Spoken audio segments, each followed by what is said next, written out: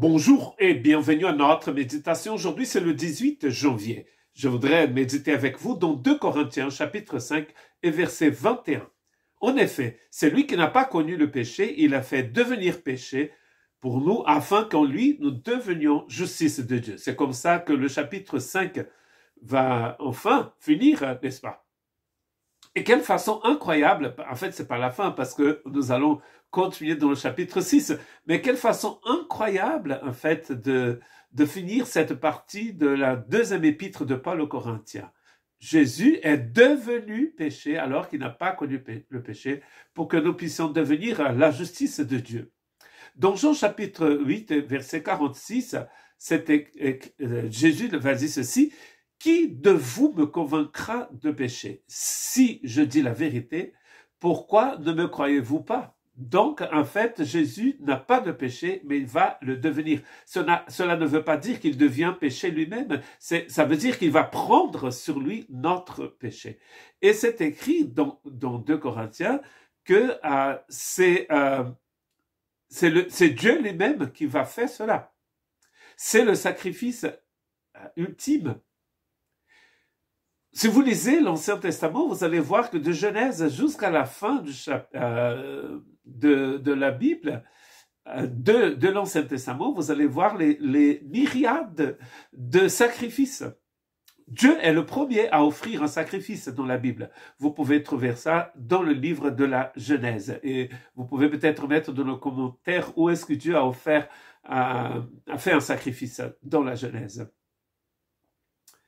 Ensuite, toutes ces personnes, toutes ces patriarches, ces prophètes, ces personnes qui vont suivre en fait dans cette économie divine dans l'Ancien Testament, vont offrir des sacrifices. Noé, Abraham, par le peuple d'Israël par l'intermédiaire des Lévites, à la sortie, même avant de sortir d'Égypte, le grand sacrifice de la Pâque, les sacrifices, tous ces animaux qui ont été offerts, c'est écrit dans le livre d'Hébreux, sans que le sang soit versé, il n'y a pas de pardon de péché dans l'économie divine.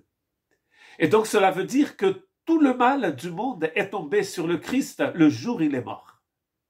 C'est Dieu qui a fait cela, Paul nous dit dans 2 Corinthiens. Il a pris sur lui notre faute. C'est clair dans le livre d'Ésaïe que le Messie devait prendre sur lui notre faute.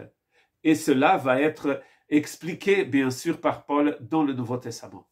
Dans Philippiens, chapitre 3, verset 9, « Et d'être trouvé en lui, non avec ma justice, celle qui vient de la loi, mais avec celle qui s'obtient par la foi en Jésus-Christ, la justice qui vient de Dieu et qui est fondée sur la foi. » Quand on lit la fin de ce verset 21 de 2 Corinthiens 5, nous trouvons cette vérité extrêmement importante dans le plan divin que Paul appelle l'économie divine.